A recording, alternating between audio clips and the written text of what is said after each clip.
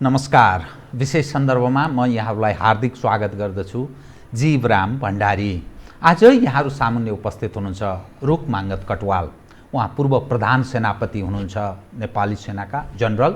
उहाँसँग आज म समग्रमा समसामयिक विषयलाई केन्द्रमा राखेर कतिपय सूचनामूलक कतिपय विश्लेषणात्मक कुराकानी गर्नेछु। सर्वप्रथम म उहाँलाई स्वागत गर्छु। स्वागत छ जर साहब। धन्यवाद। अब म विषयमा सिधै प्रवेश गरेँ।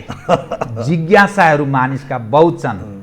हिजो तपाईँ नेपाली सेनाको पूर्व प्रधान सेनापति, एकपछि अर्को नेपालको राजनीतिक घटना यसरी यस्तो देखा पर्दैछ, ए नेपाल भूमि रहन त रहन्छ यही रूपमा 370 भन्दा बढी वर्ग किलोमिटर कालापानी, लिपुलेक, लिम्पियाधुरा हाम्रो खुम्चिएको छ। त्यहाँ भारतीय सेनाध्यक्षले त्यस सवाल उपर प्रश्न पनि उठाए। नेपालमा जे जति भइरहेको छ त्यो उक्साहटमा भइरहेको छ भन्ने विषय पनि उठाए। त नेपालको तर्फबाट उनीहरूले नक्सा जारी गरेपछि धेरै पछि नक्सा जारी भएको छ। नेपालले आफ्नो नक्सा कालापानी, लिपुलेक, लिम्पियाधुरा सहितको। यो समग्र तस्बिर हेर्दा हिजो तपाईँ पूर्व प्रधान सेनापति कुन रूपमा पाउनुहुन्छ, यसलाई कसरी तपाईँले ग्रहण गर्नुभएको छ? मैले यहीँबाट सुरु गरेँ, अरू विषय क्रमशः उठाउनुहोस् कृपया। धन्यवाद जीवरामजी। अब मान्छेको आफ्नो आफ्नो सोचाइ, आफ्नो आफ्नो विचार हो। तर मलाई के लाग्छ भने नेपालको सन्दर्भमा राष्ट्र, राष्ट्रियता र सार्वभौमत्वको सन्दर्भमा सम्पूर्ण नेपालीहरूको एउटै बोली होइन, एउटै प्रतिबद्धता, एउटै सोच र एउटै क्रियाकलाप हुनुपर्छ कुनै पनि हालतमा भन्ने मेरो विचार हो। र सबैले त्यही नै गर्न सकुन्। खास गरेर सरकारमा बस्ने मान्छेहरूले अथवा स्टेटको सबरेनिटी, त्यो शक्ति एक्सर्साइज गर्ने ठाउँमा बस्ने मान्छेहरूले अति नै संवेदनशील भएर बस्नुपर्ने, सोच्नुपर्ने, बोल्नुपर्ने अवस्थाहरू हो। तर दुःखको कुरा साथ म के भन्छु भनेदेखि अहिले खास गरेर यो केही मिडियाहरू, भारतमा केही मिडियाहरूले यसलाई असाध्य नै अतिरञ्जित बनाइराखेका छन्। त्यस्तै नेपालमा नै बनाइरहेका छन्। र नेपालमा पनि अब केही व्यक्तिहरू हुनुहुन्छ कि अहिले नै सेना किन चाहियो, सेना किन राखेको, सेना किन बोर्डरमा जाँदैन, किन तुरुन्तै लडाइँ गर्दैन होइन, अनि नेपाली सेनाका मान्छेहरू किन चुप लाएर बसिरहेका छन्, भारतको सेनाध्यक्षले त बोलिसक्नुभयो, नेपालको सेनाध्यक्ष किन बोल्दैन, नेपाली सेना किन बोल्दैन, किन पालेर राख्ने यसलाई भनेर यसलाई अतिरञ्जित बनाउने हिसाबबाट यो बोलिराखेका छन्। र यसैले फेरि युट्युबहरूमा वाइवाई पनि पाइरहेछ कि, वाइवाई खुब पाइरहेको छ कि यसले। यो एउटा सानो त्यो चाहिँ समूह छ जसले नेपालको सन्दर्भमा, भारतको सन्दर्भमा, नेपाल र भारतको सन्दर्भ कति जटिल छ, कति गहिरो छ, कति संवेदनशील छ भन्ने कुराहरू बुझ्नलाई नसकेको हो कि जस्तो मलाई लाग्छ। किनभने यो यताबाट बुझ्न नसकेको कि उताबाट नेपालको भारतको पनि कुरा गरौँला। मैले थाहा पाएअनुसार, मैले जानेअनुसार, मैले लुकाउने छुपाउने कुराहरू केही पनि हुँदैन। यहाँ म एउटा नेपाली नागरिकको हिसाबबाट म बोल्छु जे बोल्छु। र धेरै मान्छेले फेरि आर्मीको कुरा बोल्यो भन्लान्। म आर्मीको प्रवक्ता होइन। बोल्ने मसँग केही अधिकार छैन। र म जे बोल्छु एउटा नेपाली नागरिकको हिसाबबाट बोल्छु। त्यो चाहिँ सबैले चाहिँ बुझिदिनु होला। तर अब यहाँ समस्या के भइरहेको भने केही मान्छेहरूलाई अलिकति सडकमा उतारेर 2-4 जना मान्छेहरूलाई ढुङ्गामुढा गरेर सरापेर होइन बोर्डरमा गएर होहल्ला गर्ने, यसलाई अतिरञ्जित बनाले अति सहयोगी बनाइदिनेमा त्यो गरेपछि के नै पाइहाल्छ। अब लिम्पियाधुरा, लिपुलेक, काला पनि तुरुन्तै फिर्ता भइहाल्छ। इन्डिया चाहिँ त्यहाँबाट हटिहाल्छ। हुँदा हाम्रो चाहिँ शक्तिमा बस्ने मान्छेहरूले पनि तुरुन्तै हट्नुपर्छ, तुरुन्तै हटाउनुपर्छ। अथवा भारतको संवेदनशील विषयहरूमा पनि बोल्ने कुराहरू पनि भएर मलाई के लाग्छ भने शक्तिमा बस्ने मान्छेहरूले जताभावी कहिले पनि बोल्नु हुँदैन। त्यसले खुब विचार गरेर त्यो शब्दको अर्थ, मिनिङ, त्यसको इम्प्याक्ट, असर के पर्छ भविष्यमा पर्ने हिसाबबाट चाहिँ बोल्नुपर्ने हुन्छ। किनभने उनीहरूसँग त्यो सबरेनिटीको त्यो शक्ति उनीहरूले एक्सर्साइज गरेको हुन्छ र उनीहरूले बोलेको, उनीहरूले लेखेको, उनीहरूले सही गरेको कुरा चाहिँ त्यो मान्यता पाउँछ। त्यो इतिहास हुन्छ। हामी जस्तो फाल्तु मान्छेले केही बोल्यो भने त्यति असर पर्दैन इन्टरनेसनल जगतमा। अहिलेको जगत भनेको सुसूचित भएको जगतहरू हो। सबै मान्छेले सबै कुराहरूको छानबिन गर्छन्, अनेक तरहका मानेहरू लगाउँछन्। त्यसकारणले हामीले बोल्दाखेरि बडा संयमित भएर बडा चाहिँ शब्दको अर्थ बुझ्ने हिसाबबाट बोल्न सक्नुपर्छ र त्यो चाहिँ वास्तविकतामा आधार हुनुपर्छ, त्यो सत्यतामा आधार हुनुपर्छ, कानुनी रूपमा त्यसले चाहिँ मान्यता पाउन सक्नुपर्छ। इन्टरनेसनल कम्युनिटीले ठुल्ठुलो ठाउँमा जाँदा, युएनका इन्स्टिट्युसनहरूमा जाँदा हाम्रो चाहिँ इतिहासविदहरूले त्यसलाई चाहिँ हाम्रो कानुनविदहरूले, राजनीतिक दलका म्याच्योर राजनीतिहरूले यो कुरा ठिक हो भन्ने त्यस्तो सन्दर्भ मिलाएर बोल्न सक्यो भनेदेखि त्यसको अर्थ हुन्छ, त्यसको माने लाग्छ। तर मान्छेलाई उछाल्ने किसिमबाट अहिले नै के न गर्छु भनेर उफ्रेर हामीले यहाँ बोल्दाखेरि हामीले चाहिँ तपाईँलाई यहाँ मभन्दा पहिलाको वक्ताहरूले पनि भनिसकेका छन्, मैले यहाँ के बोल्छु, तपाईँले के प्रश्न सोध्नुहुन्छ, त्यो प्रश्न र मैले बोलेको कुराले दार्चुलाको त्यो सुदूर पश्चिममा बस्ने मान्छेहरूले, त्यो टिङ्करका मान्छेहरूले, त्यो चाहिँ त्यो के भन्छ त्यो चाहिँ त्यो कुटीका मान्छेहरूलाई के असर पर्दछ, अथवा हाम्रो भारतको बोर्डरमा बस्ने मान्छेलाई के असर पर्दछ, तिनले भरे बेलुका भोलि बेलुका नै के पाउँदछन् भन्ने कुरा त्यो पनि हामीले संवेदनशील भएर सोच्न सक्नुपर्दछ। र नेपाल र भारतको यो चाहिँ त्यो जोग्राफिकल त्यो चाहिँ सेटअपलाई पनि हामीले राम्रोसँग अध्ययन गर्न सक्नु परेको हुन्छ। र फेरि नेपाल र इन्डिया भनेको साधारण अरू देशको जस्तो सीमामा बस्ने होइन, एउटा त ओपन बोर्डर छ र अर्को चाहिँ हाम्रो यो ऐतिहासिक भयो, यो कल्चरल भयो, यो सांस्कृतिक भयो, यो धार्मिक भयो। र नि हामी आउजाउको हिसाबबाट दिनका आज म यहाँ गाली गरिरहेको हुन्छु एउटा भारत, त्यो हाम्रो एउटा नेपाली चाहिँ भारतमा गएर एउटा चाहिँ भारतीयसँग चाहिँ बसेर चाहिँ खाइरहेको हुन्छ, गफ गरिरहेको हुन्छ, अथवा भारतीय भाइ यता आएर बसिरहेको हुन्छ। हाम्रो त्यस्तो किसिमको एउटा चाहिँ त्यो त चिफ साहबले भनेको कुरामा अन्यथा भएन। तर सवाल के रह्यो भने हाम्रो भूमि उनीहरूले अतिक्रमण, यसमा केही शङ्का, उनीहरू बसेको एक हदसम्मको कुनै न कुनै रूपमा एक्सक्युज गर्न सक्ने स्थिति होला। तर सवाल के रह्यो भने नक्सा पनि जारी गरे, भारतीय सेनाध्यक्ष फ्रन्टमा आएर बोलिदिए, यो त उक्साहटमा बोलिरहेछ, नेपालका मानिसहरू कसैले प्रेरित गरिरहेछ, यो ढङ्गले प्रस्तुत भए।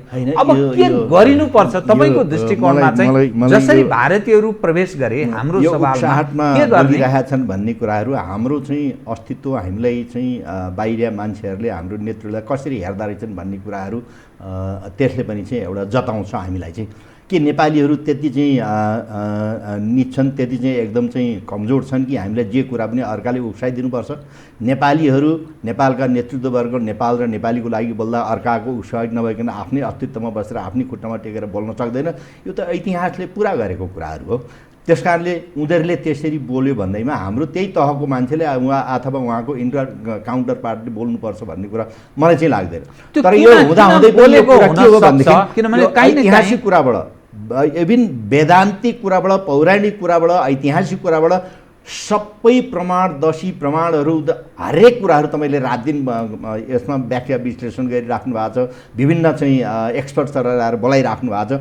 यो सबैले के प्रुभ गरिराखेको छ भनेदेखि चाहिँ यो नेपालको जमिन हो भन्ने कुरा, यसमा कसैले शङ्का गर्ने ठाउँ नै छैन। तर त्यो हुँदाहुँदै पनि अब इन्डियाले किन क्लेम गरिरहेको छ त? उसको पनि केही रिजनहरू त होला, केही कारणहरू त होला। त्यो सबै दसी प्रमाण लिएर उसले वार्तामा बस्नलाई किन अप्ठ्यारो मानिरहेछ? ऊ किन वार्ताबाट चाहिँ पछि हट्नलाई अनेक किसिमका चाहिँ त्यो एक्सक्युजहरू निकालिरहेछ? र अहिले पनि बोर्डरको विभिन्न ठाउँमा चाहिँ भारतीयहरू आएर चाहिँ 10 गजमा घर बनाउने, अब त्यहाँ चाहिँ हाम्रो जमिनहरू चाहिँ अब बर्खा लागेपछि सबै चाहिँ त्यो जलाधार हुने, त्यहाँ चाहिँ डुब्ने हिसाबबाट बाटोहरू बनाइराखेका छन्, अब त्यहाँ चाहिँ के भन्छ बाँधहरू बनाइराखेका छन्। अब यस्तो कुराहरू गर्दाखेरि बङ्करहरू बनाइराखेका छन्। त्यस कारणले यो गर्दाखेरि एउटा चाहिँ अब इन्डियाले चाहिँ यसरी किन चाहिँ नेपाललाई यसरी चाहिँ हेपिराखेको छ, युगौँदेखि किन हेप्ने अवस्था आयो त? मैले हेर्दाखेरि के हुन्छ भनेदेखि संसारमा हामी किन हेपिन्छौँ भने जबसम्म हामी आफ्नो खुट्टामा उभिन सक्दैनौँ, हामी जहिले पनि हेपिराखेका हुन्छौँ। त्यस कारणले हामी सबभन्दा पहिला त हामी आफ्नो खुट्टामा उभिने तरिकाहरू के हुन्, यसमा दुविधा भएन। त्यसकारणले परको विषय भयो। म चिफ साहबसँग विषयमै अलिकति केन्द्रित रहेँ है। गुगलले के देखाउँछ भने गुगल सर्च गर्दा प्रष्ट देख्न सकिन्छ 5000 भन्दा बढी त्यहाँ भारतीय सेनाहरूको उपस्थिति छ। केही सूचनाहरू पनि त्यस्ता छन्। 5 वटा पोस्ट छ उनीहरूको त्यो क्षेत्रमा, भारतीय सेना, हेलिप्याड छ, एसएसबी छ, सेना छ। त्यो जुन ठाउँ छ, हाम्रो त त्यहाँ भौतिक उपस्थिति नेपाली न मानिस छन्, न हाम्रो कुनै शस्त्र अस्त्रवाला छ। त्यो किन त्यहाँ बसेको? एज अ सैनिकीय दृष्टिकोणमा रणनीतिक हिसाबले शास्त्रीय मतलब शस्त्र अस्त्रको हिसाबले त्यो किन बसेको हुनसक्छ त्यहाँ? होइन, त्यहाँ चाहिँ अब तपाईँहरूलाई थाहा छ यो चाहिँ 1962 भन्दा पहिला नै अथवा 1950 पछि नै 1954-55देखि नै त्यहाँ चाहिँ मान्छेहरू बसेको चाहिँ त्यो चाहिँ देखिन्छ सबै प्रमाण उहरू हेर्दाखेरि। खास गरेर यसको चाहिँ महत्त्व, रणनीतिक महत्त्व चाहिँ 1960 पछि आएको चाहिँ देखिन्छ हामीले। त्यो जमिन नै यस्तो छ कि जुन जमिनबाट चाहिँ अब चाइना र इन्डियाको महत्त्व अहिलेको विश्व जगतमा सबले बुझेका छन्। उनीहरू चाहिँ एउटा चाहिँ विश्व शक्ति हुने रणनीतिक उसमा चाहिँ लागेका छन्, होडमा लागेका छन्, होडबाजी जस्तो किसिमको चाहिँ छ। त्यो हिसाबबाट त्यस्ता चाहिँ एउटा चाहिँ भाइटल पोइन्ट्सहरू आफ्नो आफ्नो हिसाबबाट चाहिँ पकड गरिराख्यो भने त्यसका चाहिँ विभिन्न महत्त्वहरू हुन्छ। त्यहाँबाट चाहिँ विभिन्न कुराहरूलाई चाहिँ डोमिनेट गर्न सक्ने, आफ्नो क्षेत्राधिकार चाहिँ केही पऱ्यो भनेदेखि त्यहाँबाट त्यसलाई चाहिँ आफूले आफ्नो अधीनमा राख्न सकिराख्यो भने व्यापारका कुराहरू होलान्, टुरिज्मका कुराहरू होलान्, त्यहाँ चाहिँ पछि त्यस्तै नै लडाइँ नै पऱ्यो भनेदेखि त्यहाँबाट चाहिँ लडाइँ गर्नलाई चाहिँ सजिलो होला, त्यहाँपछि विभिन्न किसिमको हतियार प्रयोग गर्न सजिलो होला इत्यादि कुराहरूको त्यो महत्त्व र अनि हाम्रो चाहिँ के अरे अनुपस्थितिले गर्दाखेरि पनि उनीहरूलाई चाहिँ धेरै सजिलो भयो। अब सुरुदेखि नै हामीले चाहिँ त्यहाँ गएर चाहिँ हाम्रो चाहिँ राज्यको उपस्थिति देखाइरहेको भएदेखि सुगौली सन्धि उपरान्त नै राज्यको शक्ति हामीले अलिकति दर रूपमा देखाइसकेको भएदेखि सायद त्यो चाहिँ हुँदैन थियो होला। अब त्यस बेलामा हाम्रो विभिन्न कारणले गर्दा चाहिँ बुद्धि पुगेन। तर त्यो हुँदै पनि हामीसँग हामीले अहिले थाहा पाएअनुसार हरेक किसिमका चाहिँ नक्सादेखि लिएर खास गरेर 1860सम्मका नक्साहरूदेखि त्यहाँबाट पछिका 2018 सालका 17 सालका कुराहरू, तिरोतिरका कुराहरू, त्यहाँबाट चाहिँ मान्छेले भोट दिएका कुराहरू, जनमत के अरे त्यो जनसङ्ख्याका चाहिँ कुराहरू, जनगणनाका कुराहरू छन्। यी सबै कुराहरू र खास गरेर त हाम्रो चाहिँ सुगौली सन्धिको धाराहरूले, धारा खास गरेर धारा 5ले चाहिँ कालीपारी र काली नदी के हो त भन्दाखेरि फेरि अब यहाँ चाहिँ अब एउटा चाहिँ त्यो चाहिँ के भन्छ नक्कली काली नदीको कुरा एउटा चाहिँ उद्गमको बारेमा तुरतुरे धारा चाहिँ काली नदीको शिरको भन्दा एउटा तुरतुरे धारा खरेर तर चाहिँ लिपुलेपको उसमा चाहिँ त्यो के भन्छ सानो खोलालाई एउटा चाहिँ पोखरी बनाएर भैँसीको आहलाई, इनफ्याक्ट भैँसीको आहलाई भन्छन् लोकल मान्छेले, भैँसीको आहलबाट चाहिँ एउटा चाहिँ तुरतुरे निकालेर त्यसलाई काली नदी भनेर लेख्न थाले। तर त्यो हुँदै पनि वैदान्तिक कालमा नि काली नदी भनेर लिम्पुवा धुरालाई नै कालीको शिर हो। र फेरि विश्व मान्यता अहिले पनि के छ भनेदेखि जुन नदीको बहाउमा पानी कति बग्दछ, त्यो नदी कति लामो छ र त्यो नदीमा बग्ने पानीले कति जमिन अकुपाई गर्छ दायाँ बायाँ, त्यसको सतह, त्यसको आधारमा त्यो नदीको नाम रहने प्रचलन छ। अब यही सन्दर्भमा नै हामीले चाहिँ लिम्पुवा धुराबाट बग्ने काली नदी र यो नक्कली खडा गरेको काली नदीमा के फरक छ त, त्यो विश्व मान्यतामा के छ त, कानुनी आधारहरू के हुन् त यसका, त्यो कुरा त्यो मान्यताले पनि यसले चाहिँ के प्रुभ गर्छ भने लिम्पुवा धुराबाट काली नदी जसको पानीको सतह ठुलो छ, लामो छ, धेरै पानी बहन्छ, त्यहाँ धेरै धेरै फरक छ, डिफ्रेन्ट छ, त्यसले गर्दा पनि काली नदी त्यही हो भनेर त्यो के अरे सन्धिको उसले पनि चाहिँ काली नदी वारीपट्टि नेपालका राजा महाराजाहरूको कुनै किसिमको हक दाबी लाग्ने छैन यहाँ पछि भनेर त्यो भनेको मतलब नै कालीपारी कालीसहित सायद कालीपारीका जमिनहरू नेपालका हुन् भन्ने कुरा त्यसले प्रमाण गरे। कालापानी लिम्पियाधुरा हाम्रो हो, त्यसमा कुनै त्यो नेपालले विवाद गर्ने विषय नै भएन। सवाल के रह्यो भने त्यो क्षेत्र हाम्रो हो, भारतीय सेनाहरूको यत्रो ठुलो सङ्ख्यामा उपस्थिति छ, हेलिप्याड पनि छ, 5000 भन्दा बढी ठुलो सङ्ख्यामा उनीहरूको उपस्थिति छ, एसएसबीको पनि उपस्थिति छ, सेनाको पनि उपस्थिति छ, बङ्करहरू होला, कति हात हतियारहरू होला। त्यो क्षेत्रबाट उसको चीनसँग प्रतिस्पर्धा छ। चिनिया भाइ र भारतीय भाइ हाम्रो भूमिमा आएर लड्ने स्थिति आयो भने किन मैले यो कुरा यहाँलाई त्यो विषयलाई उद्धृत गर्न खोजिरहेको छु भने सिक्किममा केही दिन अगाडि चीन र भारतीय सेना बीचको धक्कम धक्का, लद्दाखमा त्यसै गरी धक्कम धक्का, ठेलमठेल, गोदागोद, अनि केही समय अझ पहिले भुटानको डोक्लाममा चीन र भारतीय सेना बीचको त्यो खालको तनावको अवस्था।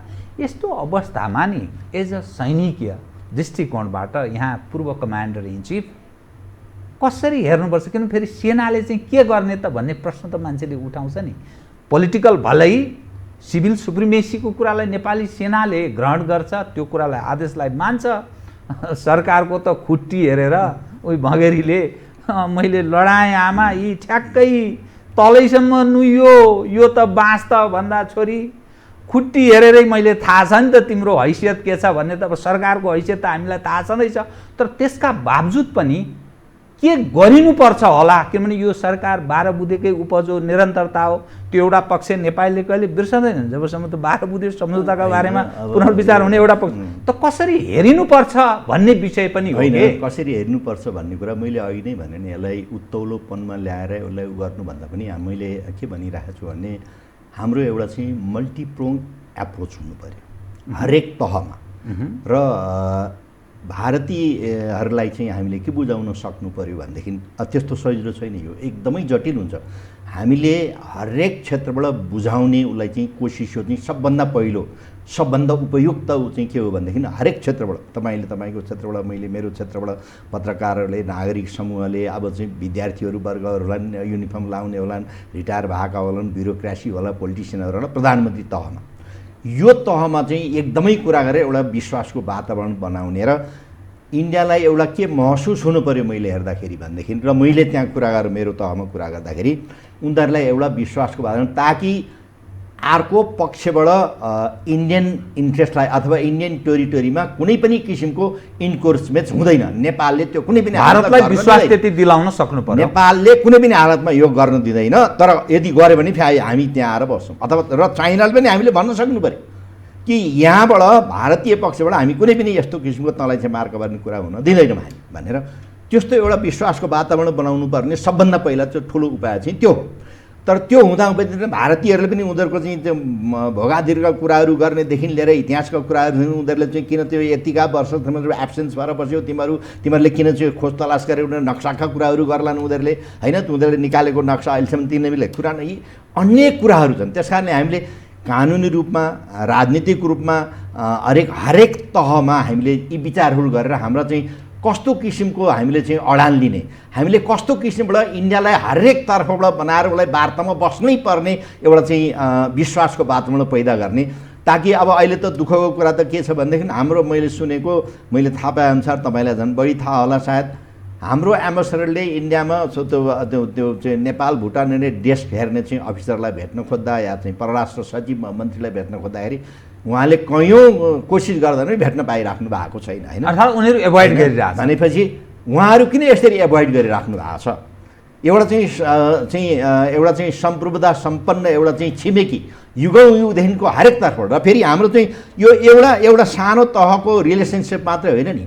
त्यस कारणले हामीले हरेक फ्रन्टबाट हामीले इन्डियालाई चाहिँ हामीले चाहिँ इन्टरनेसनल कम्युनिटीदेखि लिएर हरेक क्षेत्रमा, इन्डियामा त अहिले मात्रै हामी चाहिँ यो पोलिटिकल लेभलमा, यो डिप्लोमेट लेभलमा जानु, सांस्कृतिक कार्यक्रममा जान्छौँ, पढ्ने हिसाबमा जान्छौँ, अनेक विभिन्न सिभिलियन हिसाबबाट जान्छौँ। त्यहाँको एम्बेसीले पनि त त्यहाँको चाहिँ विभिन्न किसिमको एक्सेसिबिलिटी बनाउन सकेको होला, बनाउन त पत्रकारहरू छन्, त्यहाँ चाहिँ सिभिल सोसाइटीहरू छन्, र भारतमा पनि चाहिँ एउटा चाहिँ हाम्रो चाहिँ एउटा शालीन्यता भएको एउटा चाहिँ के भन्छ यो चाहिँ वेद पुराणमा आधारित त्यस्तो किसिमको महाभारतको जस्तो चाहिँ त्यहाँ समूह पनि त त्यहाँ त मेजोरिटीमा छ त्यो, होइन। त्यस्तो समूहसँग पनि त वार्ता गरेर उनीहरूलाई जसरी ए बाबा नेपाललाई मार्का पऱ्यो।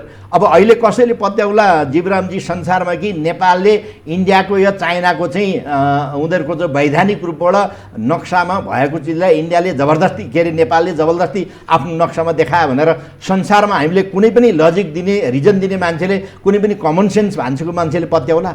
यो कुरा हामीले बुझाउन सक्नु पर्यो। र इन्डियामा पनि मलाई चाहिँ के लाग्छ भने यस्तो बुझ्न सक्ने, बुझ्न चाहने मान्छेहरू प्रशस्त छन्। मैले यस्तै उसमा मैले पहिला पनि सायद तपाईँसँग कोसँग भनिरहेको छु, र हामीले हाम्रो साथीभाइहरूसँग कुरा गर्दाखेरि उनीहरूले प्रशस्त हामीसँग त अनअफिसियल कुरा गर्दाखेरि इन्फर्मल कुरा के भन्छन् भनेदेखि यो चाहिँ तपाईँहरूको लागि couple of kilometres of territory for country like Nepal it matters, but for vast country like India त्यो पनि एउटा डेजर्ट, त्यो how does it matter provided you convince our decision makers, our politicians from your decision makers, हैन। त हामी त will push through, हामी त यसलाई चाहिँ सहयोग गर्छौँ। यो किसिमको वातावरण पनि हामी त फ्याङ्क कुरा गर्छौँ, कुरा गर्दाखेरि यो किसिमको त्यस्ता किसिमका भावना भएका मान्छेहरू पनि त छन् नि त्यहाँ। त्यस कारण यो मान्छेहरूलाई हामीले चाहिँ कसरी चाहिँ उ गर्ने सम्झाउने, यिनीहरूले पनि त त्यहाँको चाहिँ सम्बन्धित त्यो पाहाडमा भएका मान्छेहरूलाई चाहिँ कुरा गर्लान्। ए बाबा यो त संसारले भन्ला कि ए बाबा नेपाल जस्तो एउटा चाहिँ इन्डिया जस्तो एउटा संसारको म शक्ति हुन्छु भनेर एउटा चाहिँ सेक्युरिटी काउन्सिलको एउटा चाहिँ मेम्बर हुन्छु भनेर, संसारको आर्थिक यो चाहिँ सैनिक उसमा चाहिँ म एउटा ठुलो राष्ट्र हुन्छु भनेर ठुलो सदासहायता देखाउने एउटा, मैले हेर्दाखेरि त भन्ने हो भने भारतलाई अहिले यस्तो मौका दिएको छ छिमेकीहरूलाई, संसारलाई एउटा चाहिँ नमुना दिने कि यी यस्तो चाहिँ संवेदनशील अवस्थामा नि भारत चाहिँ एउटा ठुलो हृदय लिएर सत्यको पक्षमा यसरी चाहिँ अडान लिन सक्छ। र नेपाल जस्तो एउटा चाहिँ सानो गरिब मुलुकसँग यसले चाहिँ न्यु खोजिराख्ने कुराहरू, यस्तो कुराहरू त विश्वले पनि के भन्छ, उसलाई पनि त देखाउला नि। ए बाबा नेपालसँग कुनै प्रमाणै नभइकन नेपालले किन यसरी चाहिँ नक्सा जारी गरेको थिए, के नेपालले जबरजस्ती गरेको भन्ने कुरा, यस्तो कुराहरू पनि यो त्यसैले मैले भनेको मल्टिप्रोङ एप्रोच भन्न खोजेको कुरा नै यही हो। त्यस कारणले सबभन्दा पहिला चाहिँ हामीले चाहिँ यो के भन्छ अहिले चाहिँ यसलाई चाहिँ चढाइ बढाइ गरेर एकदम उत्कर्षमा लगेर उहाँले बोल्यो यहाँले बोलेन भन्नुभन्दा पनि व्यावहारिकता के हुन्छ नेपाल र इन्डियाको विषयमा, एउटा विषय उठाउँ कृपया। भारतीयहरूको दृष्टिकोण के हुन सक्छ भने मेरी सुरी मैसँग म्याउ बनाइदिने मैले, 12 बुधे गराइदिने मैले, सारा तिमीहरूलाई यत्रो राजपाटमा यहाँ पुर्याइदिने अनि म माथि प्रश्न गर्ने भन्ने उनीहरूको दृष्टिकोण सायद हुन सक्छ। त्यसैले यी जो वास्ता गरेन होला। अस्ति मात्रै बाबु मैले सुनेको जीवरामजी त्यहाँको एकजना सिनियर ब्युरोक्राट, रिटायर भएको ब्युरोक्राटले एउटा लेख लेख्नु भएको छ अरे कुन पत्रिकामा केमा हो पनि, त्यो लेखमा के भनेको छ भने हामीले यसमा चिन्ता गर्नु कुरै छैन यो कालोपानी यो नेपालसँगको सम्बन्धमा, किनभने हाम्रो त्यहाँ प्रशस्त एजेन्टहरू छन् नेपाल, हाम्रो खाएर बसेका, हाम्रो नुन खाएर बसेका, हाम्रो विपत्ता तलदेखि माथि प्रशस्त छन्। केही गरी चाइना नै इनकेस चाइना नै कथम कदाचित चाइना नै आयो भने हामीलाई के गर्छ, हाम्रो त्यस्ता भनेको त्यस्ता 5th कोलोनिस्टहरू यहाँ प्रशस्त छन्। त्यही भएर नै हामी हेपिएका हौँ, हामी बोल्ने ठाउँमा बोल्न सक्दैनौँ, नबोल्ने ठाउँमा एउटा सिजनल रूपमा हामी चाहिँ यहाँ एउटा पब्लिक कन्जम्सनको लागि चाहिँ उफ्री हिँड्छौँ। तर त्यहाँ गएर हामीले चाहिँ दसी प्रमाणसहित हामीले त्यहाँ बोल्न सक्नु पऱ्यो नि, हाम्रो कुरालाई हाम्रो हो भन्नलाई लजाउनु भएन त्यहाँ।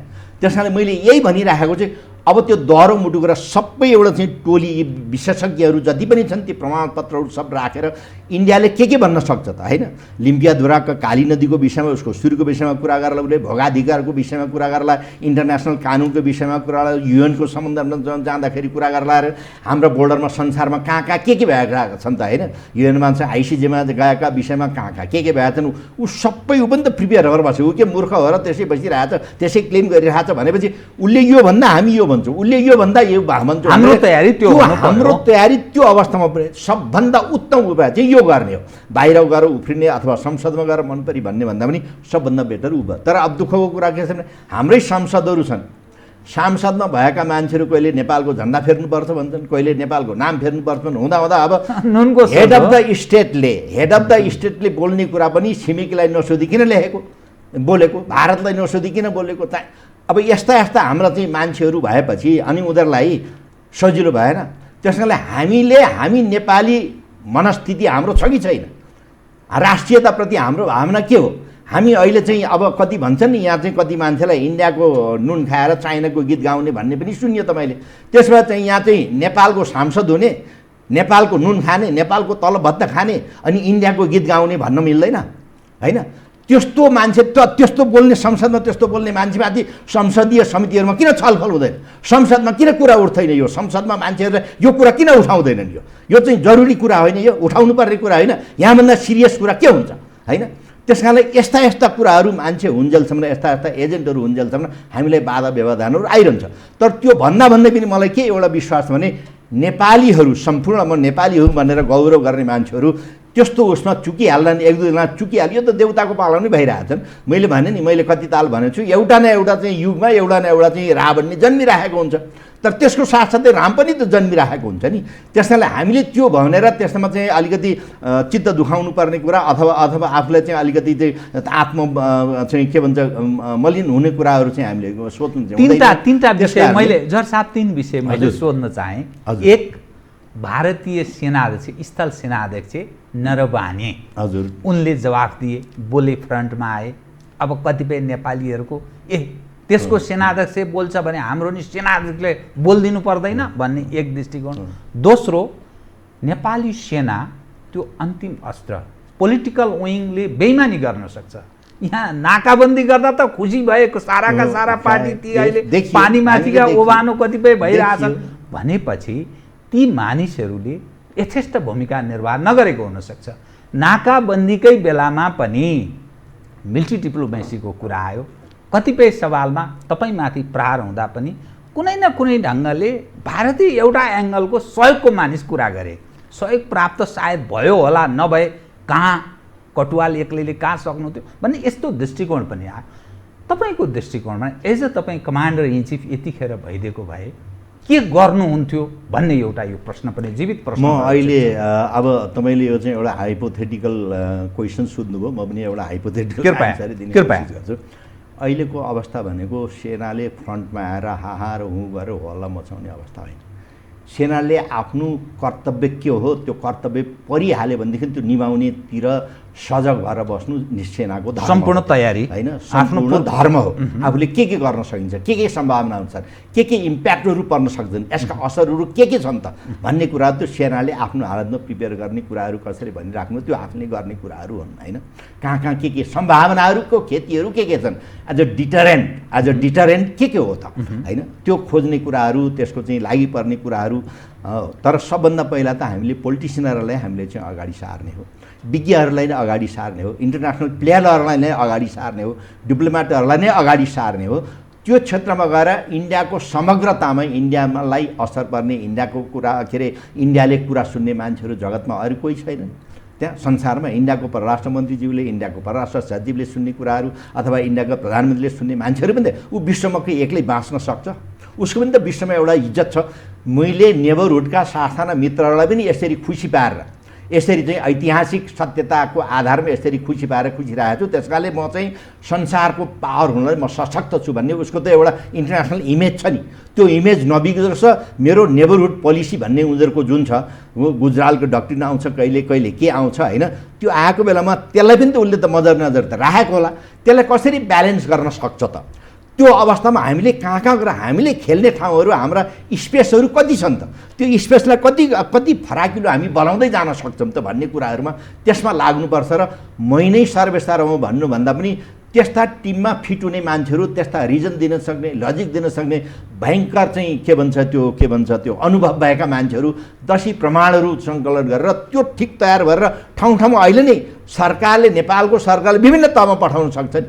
पञ्चायतको कालमा राजा महेन्द्रले अनेक खन्ने गरेकै हुन् नि, त्यस बेलामा त नेपाललाई झन्डै एकलौटी नै बनाएको थियो। त्यस्तो अवस्थामा पनि त कति मान्छेहरूलाई चाहिँ उहाँले चाहिँ अनेक खन्न गरेर त्यसलाई आफ्नो पक्षमा ल्याएर अनेक बाटो बनाए, दुनियाँभर गरे, होइन, दुनियाँभर गरेकै हुन्। त्यो हामीले देखेको कुरा, हामीले अनुभव गरेको, थाहा पाएको कुराहरू बच्चा भए पनि अहिले हामी पढ्न पाउँछौँ। त्यस कारणले हामीले यो बुझ्नु हुँदैन कि इन्डियामा सबै नेपाल विरोधीहरू मात्रै छन् भनेर बुझ्नु हुँदैन।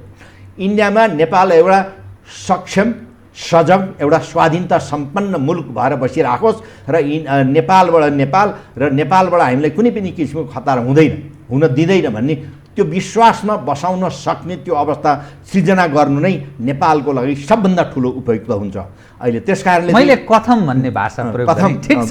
ठिक छ, यो स्थिति भयो भने त ठिकै छ, तर जो राजनीतिक नेतृत्व कमिटीका मानिस छन् नि, त मलाई फुर्ती गर्छस्, तैँले मसँग लिएको त्यो दसी देखाइदिउँ काइला भनेर यसो देखाइदियो, तेरो उपचार गरेको पैसा हामीले गरे, तैँले यति पैसा लिएर थिइस्, यस्तो बेलामा अस्त्र यस्तो देखाइदिएर यिनीहरू म्याउ परेर बसिरहे भने त्यस्तो अवस्थामा चाहिँ के गर्ने त भन्न खोजेँ। हामी गण्डकमा त्यस्तै गऱ्यौँ, हामीले चाहिँ के भन्छ कोशीमा पनि त्यस्तै गऱ्यौँ, हामीले चाहिँ पञ्चेश्वरमा त्यस्तै गऱ्यौँ, हामीले चाहिँ महाकाली सन्धिमा पनि त्यस्तै अनेक इतिहास तपाईँलाई मलाई भन्दा बढी तपाईँहरू रात दिन चाहिँ छलफल गरेर त्यही चुकेको हुनाले नै त्यसैले चाहिँ त्यस्ता दिग्गज मान्छेहरू पनि किन भन्न सके त हामी डराउनु पर्ने के अवस्था छैन, हाम्रा प्रशस्त एजेन्टहरू छन् भनेको मतलब के त?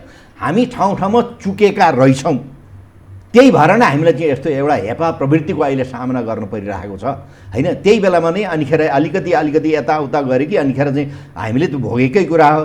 हामीलाई चाहिँ भूकम्पले त्यसरी थिलथुलो पारेको बेलामा हामीले के न पाउँछौँ, के न गर्छौँ भनेर उ गरेको कुराहरू चाहिँ हामीलाई चाहिँ झन् चाहिँ नाकाबन्दी भयो, होइन। होइन, आर्थिक नाकाबन्दी भएर हामीले त्यत्रो झेल्न पऱ्यो। तर झेल्यौँ नि हामी त बस्यौँ नि, बाँच्यौँ नि हामी, भोकै भए पनि। हामीले भन्दा पनि त्यो बोर्डरमा बस्ने मान्छेहरूलाई के समस्या पर्छ त?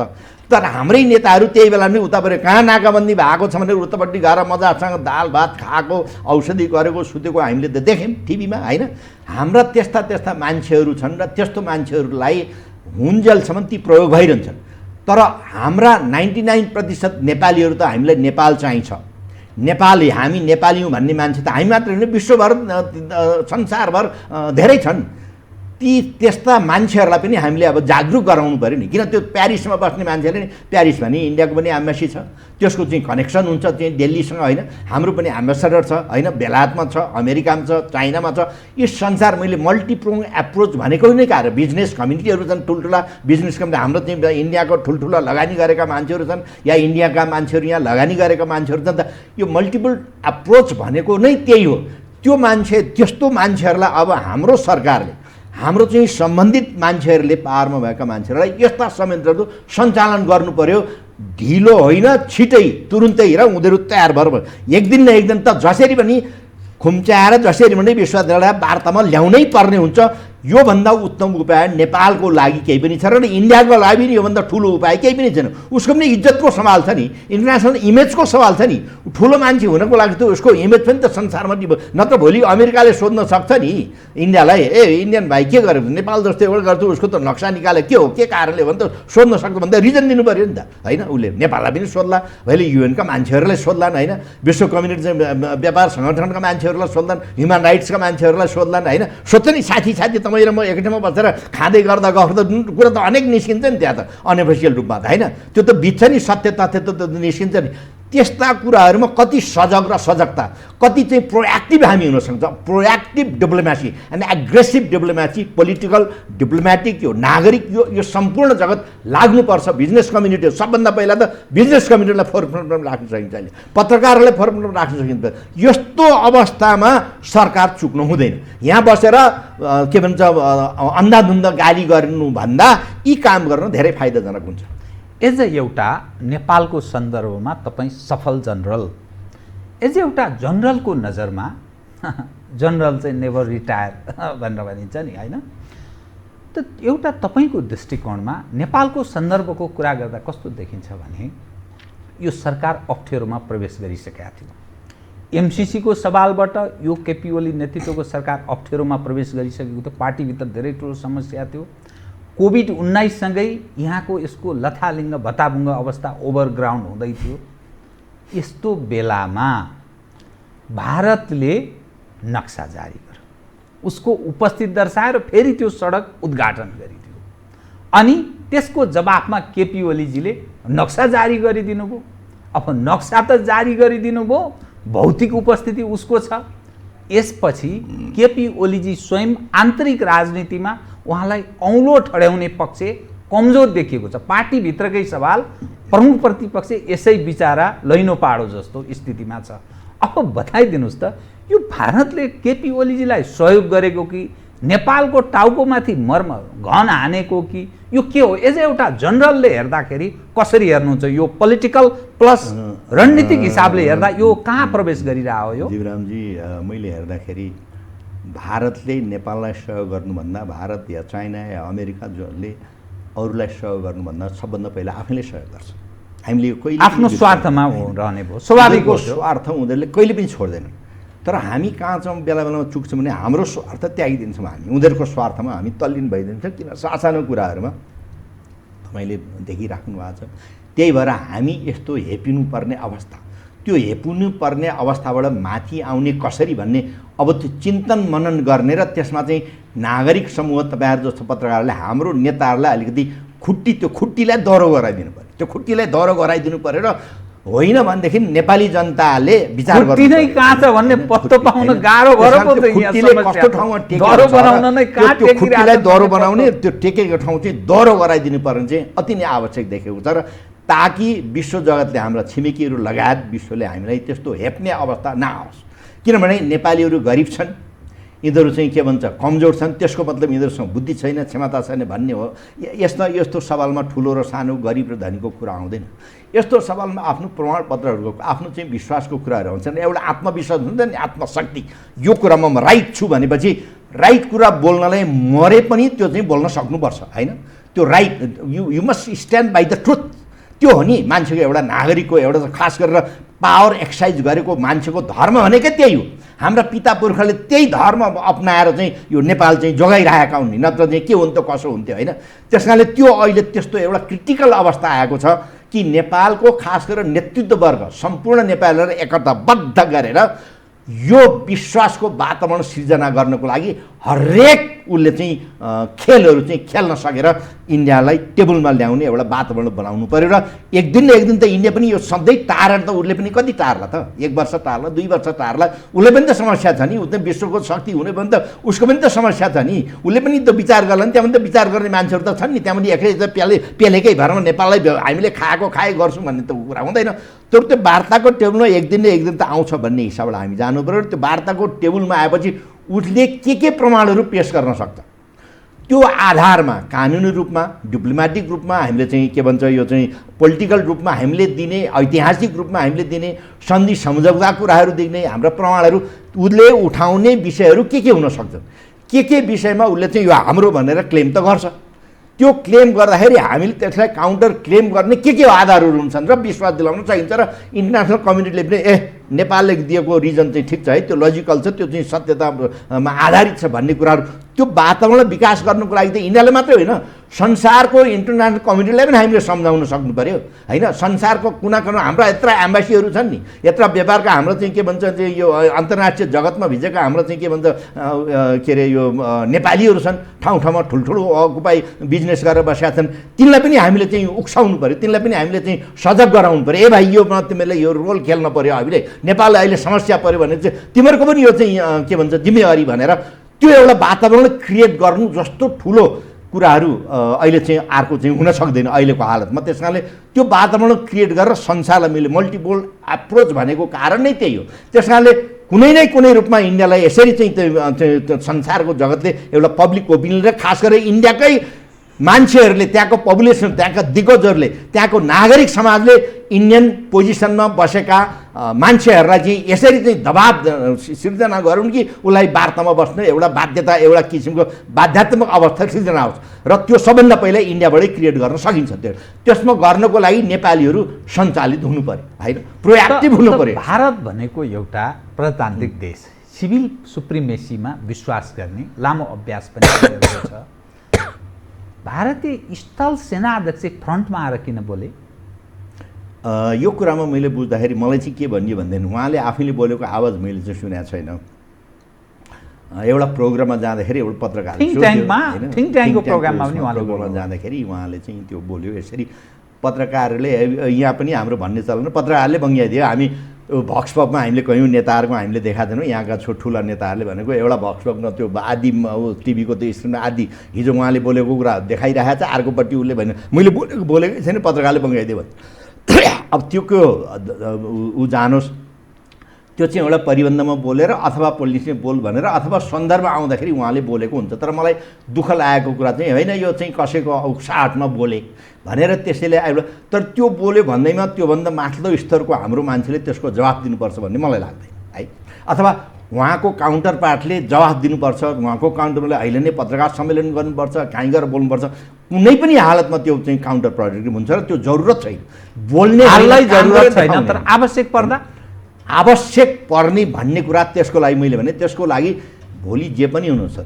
हामीले खास गरेर आर्मीको नेतृत्वले जहिले पनि के सोच्नुपर्छ भने we must expect the unexpected event हुन सक्छ, भोलि जे पनि हुनसक्छ। त्यसैले त्यसको लागि हामीले के गर्न सक्छौँ, हामीसँग के रिसोर्सेसहरू छ, टाइम कति हुन्छ, हाम्रो चाहिँ अवस्थाहरू कस्ता हुन्छन्, टेरेन कस्तो हुन्छ, कहाँ के हुन्छ, हामीले के कति गर्न सक्छ, होइन? हाम्रो भूमि बचाउनको लागि त्यो भनेको धेरै परको हो। तर त्यो अनएक्सपेक्टेडलाई एक्सपेक्ट गर्ने त्यो चाहिँ स्वाभाविक कुरा हो नेतृत्वमा बसेको मान्छेले, होइन? आजको 10 वर्ष होला, 5 वर्ष होला, 25 वर्ष होला, 50 वर्ष होला। त्यस कारणले यही नै सबभन्दा गणित कुरा। त त्यो भयो भन्दैमा त्यो त जहिले पनि निजी रूपमा, दैनिक रूपमा, रुटिन रूपमा भइराख्ने कुराहरू हुन्। होइन, नपर्न पनि सक्छ। भोलि न्युक्लियर वारको आउन सक्छ, भोलि चाहिँ इकोलोजिकल चाहिँ कोल्याप्स चाहिँ आउन सक्छ यहाँ। त त्यसको लागि त मान्छेहरू त तम्त्यार भएर त बसिरहेका हुन्छन् नि, होइन। त्यस कारणले त्यस्तो अवस्था भनेको त्यो लास्ट रिसर्ट हो। त्यो लास्ट नेपाली सेना भनेको लास्ट रिसर्ट हो। त्यो लास्ट रिसर्टले कति डिटरेन्स त्यो पैदा गर्न सक्छ र त्यो डिटरेन्स पैदा गरिरहेको त्यो समय कति बाई गर्न सक्छ र त्यो व्यवस्थामा कहाँ के किसिमका चाहिँ प्लेहरू हुन सक्छन् भनेको त्यस्तो किसिमको एउटा चाहिँ प्रोएक्टिभ कुराहरू भइराख्नुपर्ने त्यो स्वाभाविक रुटिन कुराहरू हो। तर त्यो भन्दैमा अहिले नै यसलाई चाहिँ सशक्त बनाएर एकदम बाहिर ल्याएर उपाल्ने कुनै एउटा पत्रकारले अब 2-3 मान्छेले युट्युबमा बोलेर त्यो साले चाहिँ के गरेर बसिरहेको छ, मनपरी गाली गरेर त्यो कटवाल त्यो साले त्यो चाहिँ भत्व भनेका छन्, त्यो चाहिँ हाम्रो चिप के गरेर बसिरहेको छ, त्यसलाई लगाएर चाहिँ के भन्छ, मैले अस्ति एउटाले के भने त्यसलाई लगाएर टुँडखेलमा लगाएर झुन्ड्याउनु पर्ने अरे भने यो त भइरहन्छ होइन, भइरहन्छन्। मान्छेलाई बोल्न दिनुपर्छ, उनीहरूलाई त्यो त्यो त्यो त्यो त्यो उसमा बोलौँ न, यो चाहिँ हाम्रो फ्री समाज हो, बोल्नु होला। त्यसैले लिमिटेसन भन्ने त हुन्छ होइन, त्यही छ। तिमीहरूले उहाँहरूले त आफूले सोच्नुपर्ने कुरा हो नि, के बोल्दाखेरि त्यसको असर के पर्छ। मैले यहाँ बोलिरहेको कुरालाई तपाईँले राम्रोसँग थाहा छ, दार्चुलाको त्यो टिङ्कर र त्यो गुन्जी त्यो चाहिँ नाभीमा बस्ने अहिले व्यक्तिहरूलाई यहाँ बोल्दाखेरि त्यहाँ त्यसले के समस्या पर्छ। या हाम्रो विराटनगर हाम्रो चाहिँ यो चाहिँ अहिले चाहिँ के भन्छ, यो चाहिँ उसमा चाहिँ बोर्डरमा बस्ने दाजुभाइहरूले के समस्या पर्छ। त्यो चाहिँ नुन किन्न उता गइरहेको हुन्छ, के गर्न उता गइरहेको हुन्छ, भोलि घोक्रेछा खाइरहेको छ, उसको घरमा लुटपाट भइरहेको हुन्छ, उसको घरमा आएर चेलीबेटी हरण भइरहेका छन्, अहिले चाहिँ बोर्डरमा ठाउँ यो भइरहेको छ। त्यस कारणले यो हेपा प्रवृत्ति कतिसम्म सही राख्ने, यो हेपा प्रवृत्ति त कसरी कन्टिन्यू भइराख्ने, यो कुरा हामीले बुझाउनलाई हाम्रो नेतृत्व वर्गहरू त्यहाँ लोकल नेताहरू भनौँ त मान्छेहरू किन उठ्दैनन् यिनीहरू? यो उनीहरूको काम होइन यो। जर साहब, म एक सन्दर्भको अलिकति विषय उठान गर्छु, इतिहाससँग जोडिएको छ। प्यारजङ थापा कमान्डर इन चिफ हुनुहुन्थ्यो, तपाईँ सेकेन्ड म्यान हुनुहुन्थ्यो।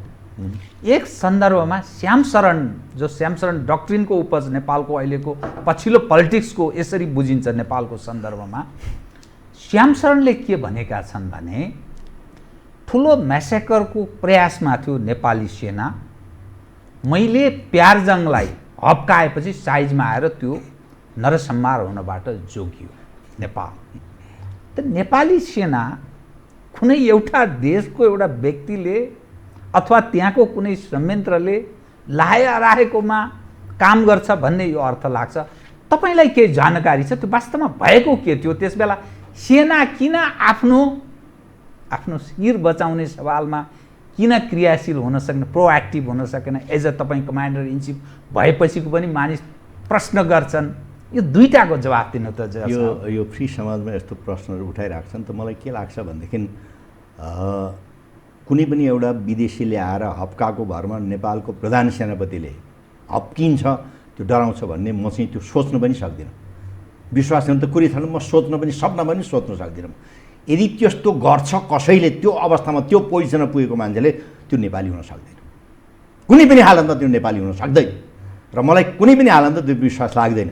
एउटा चाहिँ उसले भन्ला मेरै कालमा एउटा एम्बेसडरले मैले चाहिँ आधी घन्टा उसले भाषण दिनुभयो पिपुल पावर अनि गरेर मैले एक शब्द नबोलिकन मैले किताब बनाएको छु। मेरो चाहिँ त्यो त्यहाँबाटको जर्नलको त्यो अगाडि सो इन द डोर भनेको तपाईँहरूलाई थाहा छ, तपाईँहरूलाई पढ्ने मैले एम्बेसडरलाई निकालिदिनु पऱ्यो, एउटा पावरफुल देशको एम्बेसडरलाई होइन, मैले सो इन द डोर भनेर। त्यस्ता मान्छेहरू नहुने भने हुन्छन्, हामीले हेप्ने हामीले।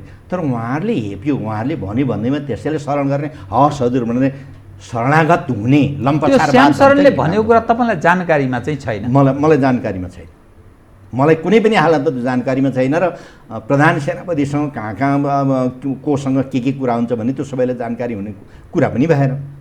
तर एउटा चाहिँ मैले यो प्रश्न सोध्दिनँ भने मलाई अलिकति हाँसो पनि लाग्यो, मलाई अलिकति दुःख पनि लाग्यो। तर त्यो दस्तावेज त्यसरी आएको छ आम संसारमा होइन। मैले भने नि हिजो नै एकजना चाहिँ पहिलाको परराष्ट्र सचिवजीले त्यस्तो लेख लेख्नु भएको छ भन्ने कुराहरू, त्यस्तै इन्डियन एक्सप्रेसमा नै हो क्या, हिजो एडिटोरियलमा भनेको चाहिँ एकदम राम्रो लेख लेखेको छ।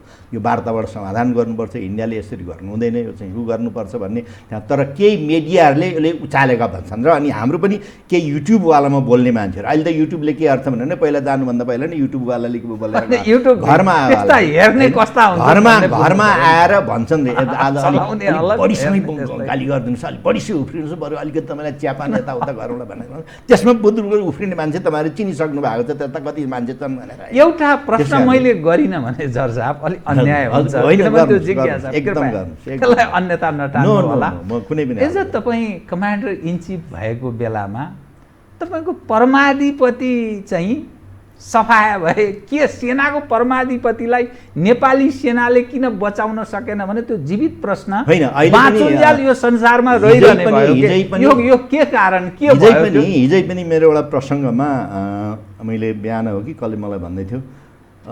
882ले लाइक गरेका छन्, 75ले डिसलाइक गरेका छन् रे मलाई। त्यो 75%मा पनि त्यसको चाहिँ 15% हो कि कतिले चाहिँ मनपरी गाली गरेका छन्, यहाँ गरेका छन्। त्यो मैले अघि नै भनिसकेँ, त्यो स्वाभाविक हो।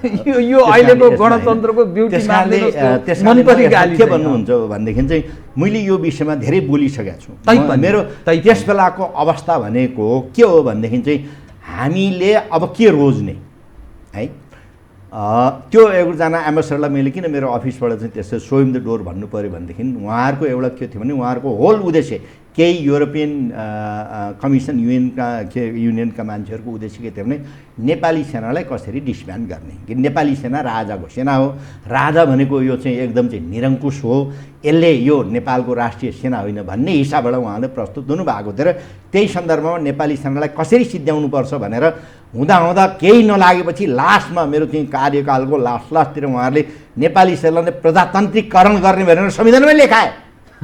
नेपाली सेनालाई प्रजातान्त्रिक, अनि मैले बोल्दै हिँडेँ नेपाली सेनालाई प्रजातान्त्रिकरण गर्ने भनेको के चुनाव गराउने नेपाली सेनाभित्र, र हाम्रो चाहिँ उसमा पोजिसनमा बसेका मान्छेहरूले, शक्तिमा बसेका मान्छे नेता केसम्म भने नेपाली सेनामा अब जर्नेल खाली भयो भनेदेखि गोर्खापत्रमा निकाल्ने रे,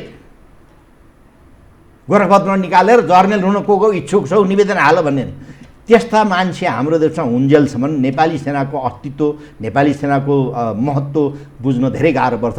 र अहिले एउटा टोली अहिले पनि के लागिरहेछ भनेदेखि तपाईँलाई थाहा छ बढी, नेपालको यो स्थायित्व र नेपालको चाहिँ यो स्थिरतालाई कसरी भत्काउन सकिन्छ र नेपालमा एउटा डामाडोल गन्डागोलको अवस्था आओस् भन्ने। यसको होल समग्रको उद्देश्य के हुन्छ भनेदेखि नेपाल र इन्डियाले यसमा धेरै बुझेका हुन सक्छन्। नेपाल र इन्डियालाई के अरे चाइना र इन्डियालाई कुनै पनि हालतमा विश्व शक्ति हुन नदिने खेलमा लाग्ने टोलीहरू छन्। त्यो क्वाइट नेचुरल। र इन्डिया र चाइनाले यसमा उहाँहरूले जति ठुलो कुरा बुझेको यसमा अरू को होला र। त्यस कारणले नेपाल त एउटा सजिलो हो यहाँ आएर खेल्नलाई, दुवैतर्फ उसलाई पनि उसलाई उकास्ने हुनेसम्म यिनीहरूलाई दुईटालाई जुधाएर दुनियाँभर गरेर नेपाल देशमा ध्वस्त होस्, केही मतलब भएन उनीहरूलाई। त्यस कारणले नेपाली सेनामा स्थिरता र स्थायित्वको एउटा चाहिँ त्यो शक्ति भएको हुनाले नेपालको ऐतिहासिक कालदेखिको होइन, त्यस कारणले नेपाली जनताहरूको एउटा विश्वासको आधारको एकताको एउटा प्रतीक भयो। त्यसलाई कसरी सिद्ध्याउने भन्ने टोलीहरू अहिले पनि लागिरहेछन्। केही समय अगाडि तपाईँ पार्लियामेन्टमै बोलेको कुराहरू पनि सुधिरहेका छन्, अहिले पनि एकचोटि खुब लागिरहेका छन्। र हुँदा यहाँसम्म खेल खेलियो। अस्ति भर्खरै पनि जब चाहिँ गभर्मेन्टले के अरे निर्णय गर्यो कि अब यो चाहिँ त्यो के अरे त्यो ओम्नी के भन्ने उसले चाहिँ त्यो औषधिको रूपमा चाहिँ घुस खायो 70 करोडको के अरे के कति करोडको कुरा आयो के भनेर नेपाली सेनालाई आखिर ल किन्ने भनेर दियो। नेपाली सेनाले G2G गरेर अनेखन गर्यो। त्यसमा फेरि 6 दिन चाहिँ चाइनामा बिदा भयो, राष्ट्रिय होल्डे भयो। त्यसै बेला लगभग कुरा थियो। अनि त्यो आउने कुरामा नि यहाँका सम्बन्धित मान्छेले के सम्बन्ध गरे भनेदेखि ती सामानहरू व्यापारीबाट पहिला ल्याउने, नेपाली सेना चाहिँ पछि ल्यायो भने त्यस्ता इलिमेन्टहरू अहिले पनि छन्। दुःखको कुरा। त्यस कारणले यस्ता इलिमेन्टहरू नै हामीलाई चाहिँ बिगार्ने, हामीले चाहिँ खत्तम पार्ने, हामीलाई अप्ठ्यारो अवस्थामा पार्ने। त्यस कारणले मैले भनेको मेरा नेतृत्व वर्गहरूलाई चाहिँ पशुपतिनाथले एउटा चाहिँ त्यस्तो किसिमको शक्ति दिउन् कि यस्ता कुराहरूमा उनीहरू टाढा रहन सक्छ। यस्तो राष्ट्रिय एकता कायम गर्नका लागि अथवा सेनालाई ध्वस्त हुनबाट बचाउनका लागि तपाईले त्यो परमाधिपतिलाई चाहिँ परित्याग गर्नुभयो। म खासै भन्दैछु, संसारमा राष्ट्र संस्था, म राजा भन्दा राष्ट्र संस्था भन्छु। त्यस बेलामा दरबारले नबुझेको कुरा मलाई गजब लाग्छ। त्यहाँ त मलाई त के एउटा विश्वास थियो भनेदेखि दरबारप्रति राजा महेन्द्रको चाहिँ त्यो व्यवस्थामा त्यहाँका दरबारका मान्छेहरू धेरै जानिफकार छन्, धेरै पढेका छन्, विश्वलाई बुझेका छन्, नेपाली जनताको साइके बुझ्दछन्, नेपाली जनताको चाहना बुझ्दछन्, नेपालको अप्ठ्यारो अवस्था, यिनीहरूको आर्थिक नीति, कुटनीतिक नीति, राजनीतिक नीति, विश्व सब बुझेका मान्छे छन् भने मलाई त्यस्तो एउटा अचूक अखण्ड विश्वास थियो। तर मैले देखेँ जब देखेँ त्यहाँ त कस्ता चाहिँ मान्छेहरू रहेछन् भनेदेखि राजालाई चाहिने सत्य कुरा भन्दै नभन्ने, अनि सुन्ने मान्छेले सत्य कुरा सुनेको जुरोको उठ्ने हिँडिहाल्ने। भनेपछि त्यहाँ त के भन्यो भने जागिर बचाउने, देश बचाउने होइन, संस्था बचाउने होइन, जागिर बचाउने टोलीहरूले घेराबन्दी गरेको हुँदो रहेछ। र सुन्ने मान्छेले पनि तपाईँ मुख्य मान्छे भएपछि भनौँ न यही टिभीको तपाईँ हाकिम भयो भने यो टिभीमा त विभिन्न काम गर्ने मान्छेहरू होला नि यहाँ, होइन? त्यो कसिङ्गर लाउनेदेखि त खाना पकाउनेदेखि लिएर चाहिँ यहाँ चाहिँ यो क्यामेरा स्यामेरा मिलाउने विभिन्न सबैको कुरा सुन्ने हो नि तपाईँले। सबैको कुरा सबैलाई अगाडि राखेर एकान्छ ल मेरो कुरा यो हो, यसको चाहिँ उत्तरले यो राम्रो भयो भने तपाईँलाई राम्रो, तपाईँले यो गर्ने भनेर सबैलाई भन्ने। तपाईँले एउटा ल्याएर खुसखुस गर्ने, अर्को ल्याएर खुसखुस गर्ने, एकप्रति अर्कोको चाहिँ त्यो अविश्वास चाहिँ जागर भन्ने अहिलेको जमाना भनेको थियो। यो 16औं शताब्दीको जमाना होइन। र मैले अस्ति एउटा सन्दर्भमा मैले भन्न नचाहँदा तपाईँले कुनै प्रयास गर्नुभएको थियो त्यो संस्थाको निरन्तरता उपर? कुरा प्रयास गरे कि गरिन भन्दा त्यो देखिएको कुराहरू भयो होइन। यहाँ तपाईँले त्यो चाहिँ के भन्छ चाहिँ के अरे यो सेरिमोनियल किङकोहरू आयो, तपाईँहरूलाई थाहा छ कसरी त्यो चाहिँ भयो, कसरी चाहिँ विराटनगरमा डिक्लेयर भयो, त्यहाँपछि 2 महिनापछि बेबी किङका कुराहरू आयो, त्यसपछि के आयो, त्यहाँपछि चाहिँ अब अहिले अस्ति भर्खर स्वर्गीय हुनुभयो बिचरा चाहिँ के भन्छ एउटा चाहिँ राम्रो भलादमी मान्छे, धेरै पढे, धेरै कुरा बुझ्ने मान्छे हाम्रो चाहिँ प्रभाकर शमशेर, उहाँलाई ल्याएर मैले के गरेँ त्यो मैले प्रश्नसँग शब्द लेखेको छु, मैले नीतिसहित लेखेको छु मैले। मलाई प्रयत्न भयो, स्वयं राजाले प्रयास गरे। सबै युरोपियन कम्युनिस्ट शुद्ध लाएर नेपाल आर्मीलाई ध्वस्त बनायो। नेपाल आर्मीलाई ध्वस्त बनाएपछि नेपालै खत्म भयो नि। राज संस्था भन्ने चिज त फेरि 10-11 वर्ष बेलायतमा नि 11 वर्षपछि आयो संसारमा। त्यसरी स्पेनमा कति 35-36 वर्षपछि राज संस्था आयो। यो त जनताले चाह्यो भने फेरि आउन सक्छ होइन। त्यो एउटा चाहिँ र अनिखेर त्यस बेलामा सुन्ने पर्ने मान्छेहरूले पनि सुन्नु। अहिले चाहिँ जुन चाहिँ यत्रो गाली गलोज यत्रो बेइज्जत गरेर यस्तै कति सरबलले कति गाली कति बेइज्जत हुने कुरा गर्दा पनि हाँसेर त्यो धैर्यता, त्यो सहनशील सक्ने, त्यो हाँसो, त्यो एउटा बडप्पन, त्यो एउटा विशालता त्यो बेलामा कहाँ गएछ भन्ने मलाई अहिले बडा गजब लाग्छ। मलाई त्यो विशालता जुन देख्यो चाहिँ त्यो बेलामा देखाउनु पर्थ्यो नि, त्यो विशालता त होइन। राजा ज्ञानेन्द्रको कुरा होइन, त्यो विशाल जोसुकै तपाईँले कुरा बुझ्नुभयो, त्यो विशालता कहाँ गएछ त्यो होइन, त्यो बेलामा देखाउनु पर्थ्यो नि होइन। त्यस कारणले यस्ता हाम्रा धेरै कमजोरीहरूले गर्दाखेरि हामी यो अवस्थामा पुग्यौँ। र अब यो कमजोरीबाट हामी कसरी बाहिर आउने भन्ने कुराहरू हो मेन कुरा। र यो कोरोना भाइरसले अहिले यसरी पेलेर यस्तो गरेको बेलामा फेरि इन्डियाले यही मौकामा फेरि चाहिँ घाउमा चुक लगाए जस्तो भयो नि। ठिक भन्नुभयो तपाईँले, चुक लगाए यस्तो अवस्थामा चाहिँ यस्तो गर्ने। म एउटा विषय फेरि उठान गर्न चाहेँ। जब राणाहरू समाप्त हुने स्थिति आयो त्यसपछि त्यो ठ्याक्कै त्यसै बेला 1950 को सम्झौता भएको छ। अनि फेरि त्यसपछि 1950 पछि अनि 7 सालदेखि फेरि 17 सालको एउटा अवस्था बन्यो। 46 सालमा फेरि भारतका तर्फबाट एउटा प्रयास भयो, फेरि अर्को स्थिति आयो। 62-63 मा एउटा अवस्था भयो। यतिखेर फेरि यो सरकार कहीँ न कहीँ अप्ठ्यारो अवस्थामा पनि प्रवेश गर्दैछ। यति नै खेर कालापानी लिम्पिया धुराको प्रसङ्ग छ, एमसीसीको विषय छ, चिनिया पक्ष नेपालको राजनीतिमा हाबी भएको कुरा छ, अमेरिकनहरूको पश्चिमाहरूको एउटा दृष्टिकोण छ, भारतीयहरू त्यो ढङ्गले प्रवेश गरिरहेछन्। यो फेरि अर्को केही सन्धिको कसरत त भइरहेछ होइन? यो के हुन लागेको छ कि हामी जब अनस्टेबल हुन्छौँ, जब हामीसँग स्थायित्व भन्ने हुँदैन। 2025 विक्रम सम्वत 2025 सालतिर 25-26 सालतिर भनौँ राजा महेन्द्र स्वर्गीय हुनुभन्दा पहिला नेपाल के ठहरिन्छ भने most stable, one of the most stable country, आर्थिक रूपमा स्थिर सरकार, स्थिर एउटा सरकार भन्ने त्यस्तो एउटा रिकग्निसन पाएको थियो। बाबुराम आचार्यजीले पनि भन्नुभएको त्यही बेलामा, जबसम्म कुनै पनि देशको यो चाहिँ विवेकानन्दले पनि भन्नुभएको, धेरै मान्छेले जबसम्म र इन्डियामा त त्यो प्र्याक्टिसै भयो 1833 तिर हो क्या र सर मेकाले हो क्या र चाहिँ आएर इन्डियामा चाहिँ त्यत्रो अध्ययन गरेर अनिखेर बेलायतमा गएर संसदमा पार्लियामेन्टमा चाहिँ पास गरेपछि बेलायतमा चाहिँ अनिखेर चाहिँ मिसनरी ल्याउने, अनि इन्डियन भाषा तोड्ने, इन्डियन धर्म तोड्ने, इन्डियन इतिहास तोड्ने, अनि उनीहरूको इतिहास उनीहरूले लेख्ने, यहाँ चाहिँ भाषा चाहिँ इन्डियन के अरे अङ्ग्रेजी बनाउने, मिसनरीहरू पठाउने, सबै त्यो गरेर अनिखेर त्यो इन्डियाको त्यो कोहेसिभनेसलाई भत्काइदिने। अनि बाबुराम आचार्यले त्यही भन्नुभएको छ, नेपालमा जबसम्म कसैले पनि धर्ममा, इतिहासमा, भाषामा यसरी चाहिँ प्रवेश गर्न सक्दैन अथवा सबभर्सन गर्न सक्दैन, तबसम्म त्यो देशलाई कसैले पनि छुन सक्दैन भनेर विवेकानन्दले पनि क्यालिफोर्नियामा यस्तै के भन्नुभएको छ जस्तो लाग्छ 1892तिर कि त्यस्तै जस्तो लाग्छ मलाई, कि 1900।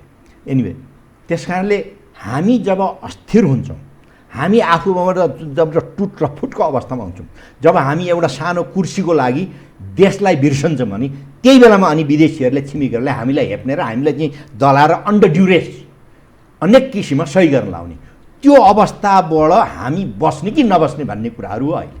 त्यो अवस्थाबाट हामी बस्ने कि नबस्ने, त्यो अवस्थाबाट बस्नको लागि एउटा त सम्पूर्ण नेपाली जनताहरूलाई एकट्ठा उसमा राख्नु छ अरे।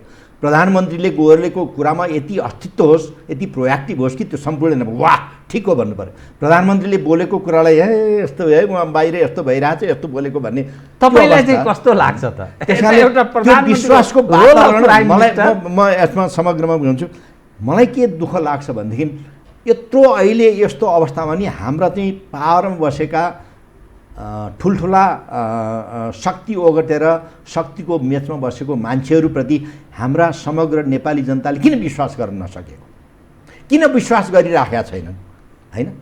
उहाँले बोलेको कुरामा त मलाई त यो कुरा मनपर्ने त होइन, तर कुरा त सही हो भन्ने त्यो अवस्था सृजना किन हुन सकिरहेका छैन? त्यहाँ नै हामी चुकिरहेका छौँ।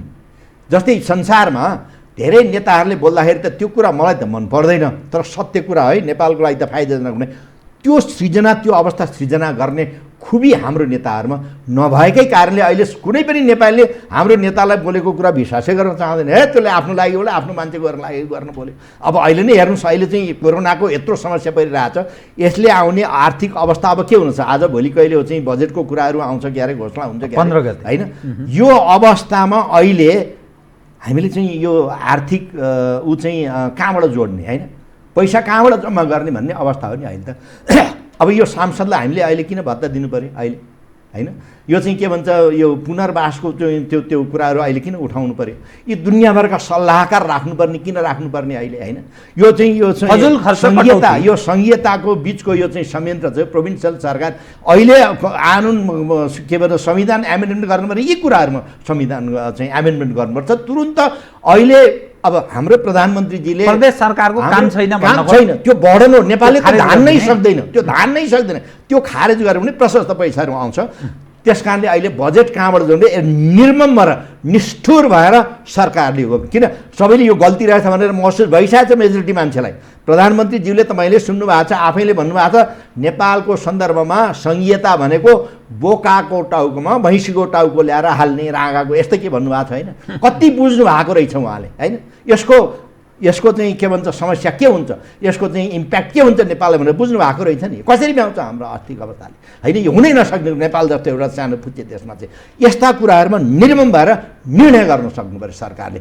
अनि जनताले यो कुरा ठिक गर्यो भने चाहिँ मलाई त मन परेन, मेरो त जागिर गयो, कसैको त अब सरकार जागिर जान्छ नि त होइन? पोलिटिसियनहरूको जागिर जाला, उसको आफ्नो मान्छेको जागिर त ठेकदारहरूको जागिर जाला अहिले होइन?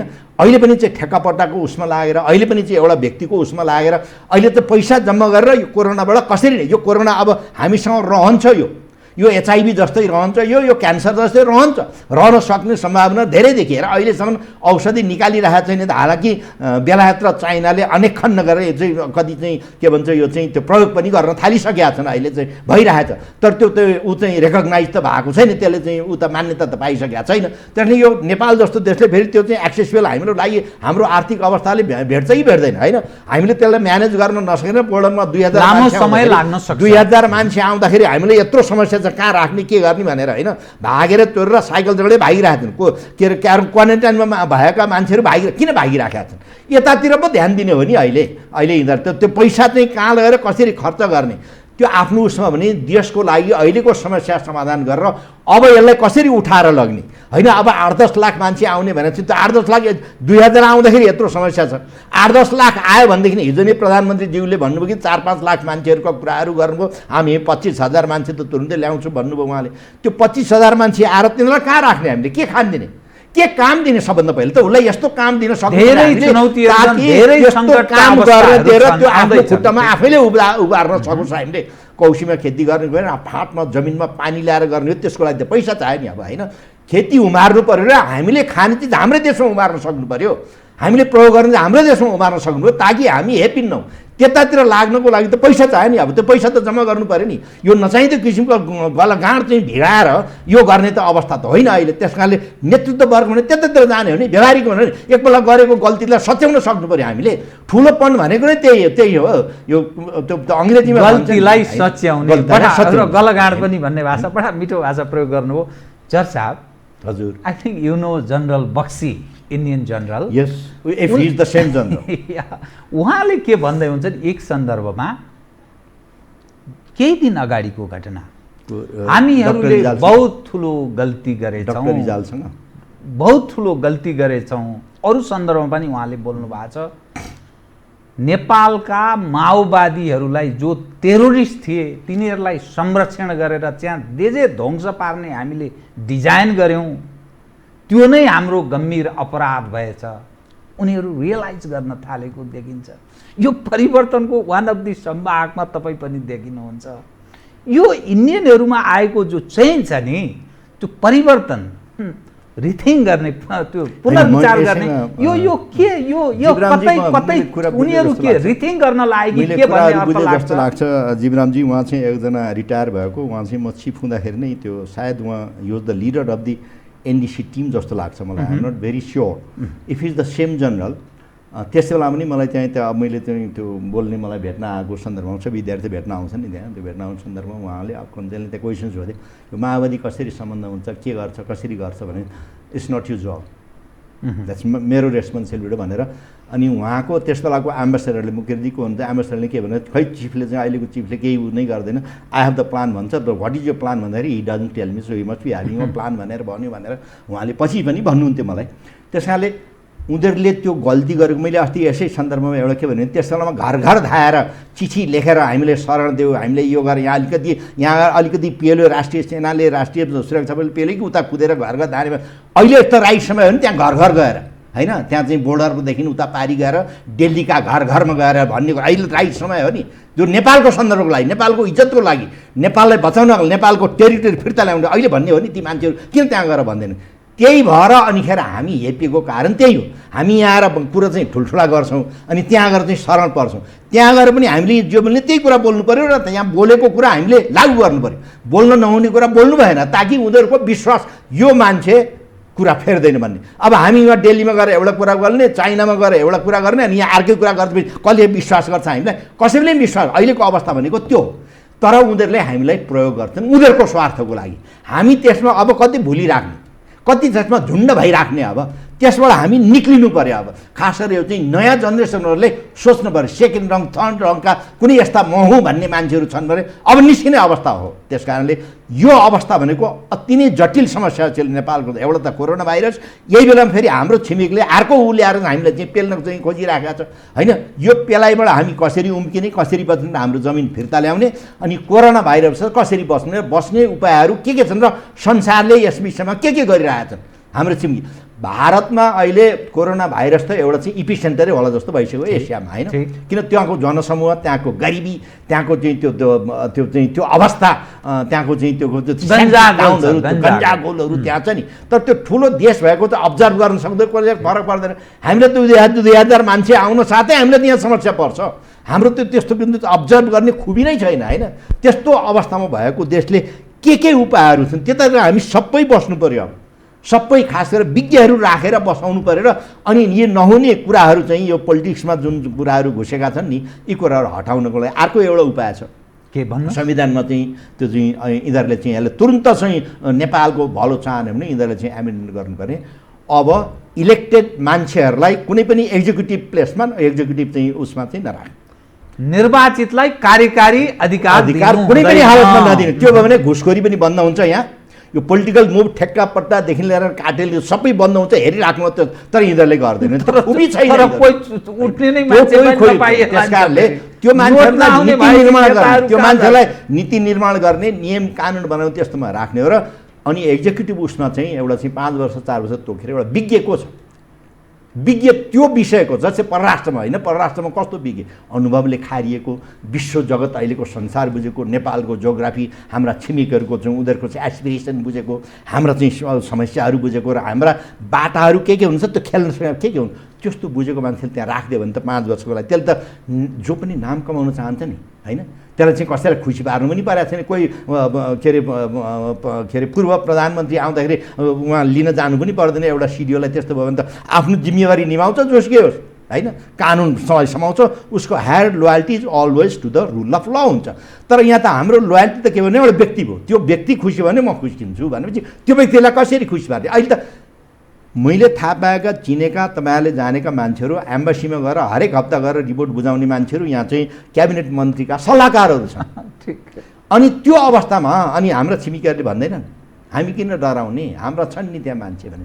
अब त्यो अवस्थालाई हामी कति र त्यो अवस्थाबाट हामी माथि उठ्न सक्ने कि नसक्ने, अहिलेको सवाल भनेको त्यो नेपालका नेतृत्व वर्गहरूले अहिलेको बुझ्नुपर्ने आत्मसमीक्षा गर्नुपर्ने कुराहरू छ भन्ने त्यो चाहिँ अहिलेको अवस्था थियो। अब सवाल के रह्यो भने एकातर्फ एमसिसीका कारण नेपाल कम्युनिस्ट पार्टी नेकपाभित्र बबन्डर मचिनेवाला छ, त्यसको पूर्व अभ्यास पूर्व तयारी जस्तो देखिन्छ। केपी शर्मा ओली चाहिँ नक्सा देखाएर आफ्नो राजनीतिक आयु पदीय आयुलाई त्यो निरन्तरताको पक्षमा हुनुहुन्छ। अब काङ्ग्रेस के गर्छ उसको आफ्नै धन्दा होला। त यसै होलमा अर्कोतर्फ भारतले हाम्रो क्षेत्र कब्जा गरिसकेको छ। अब यहाँ सबभन्दा नेपाली जन आक्रोशित छन्। यसले नेपाल र भारत बीच, छिमेकीहरू बीच, दुई देशका नागरिक बीचमा पनि समस्या पैदा हुन सक्छ। यसले दीर्घकालीन यसको नकारात्मक असर पर्न सक्छ।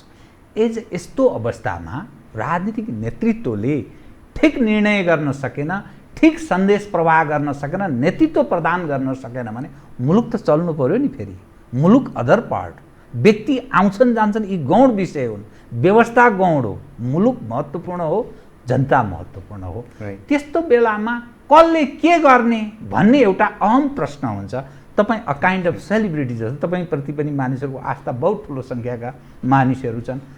कसरी सोच्नुहुन्छ तपाईँ यो विहङ्गम विषयको मैले प्रश्न गरेँ, कृपया। एमसिसीको विषयमा दुईवटा कुरा। एउटा चाहिँ अब त्यहाँ एमसिसीको त्यो विभिन्न दफामा के लेखेको छ भनेदेखि एमसिसी र नेपालको कानुन, एमसिसीमा भएको त्यो बुझाइ सम्झौता र नेपालको कानुनबाजी पनि एमसिसीको सम्झौता चाहिँ प्रिभेल गर्ने भन्ने छ। त्यो नेपाललाई कुनै पनि हालतमा मान्यता हुनुहुँदैन। यदि त्यस्तो छ भने त्यो फेरि हुनुपर्छ मैले हेर्दाखेरि। अब पछि आउने कानुन पनि त्यस्तै भयो भने उनीहरूको ऊ चाहिँ त्यो प्रिभेल हुने र हाम्रो चाहिँ नहुनेमा त्यो चाहिँ कुनै पनि हालतमा हामीले लागू गर्नु हुँदैन। त्यसलाई चाहिँ करेक्सन गराएर त्यो 52-53 अरब रुपियाँ कति हाम्रो आउनु छ भने त्यसलाई चाहिँ सदुपयोग गरेर एउटा त्यसमा कुनै पनि भेस्टेज इन्ट्रेस्ट छैन, नेपालको सभरेनिटीमाथि कुनै पनि त्यस्तो आँच आउन सक्ने कुनै पनि मिल्टी त्यो उहरू छैन भने त्यसलाई प्रयोग गरे हुन्छ।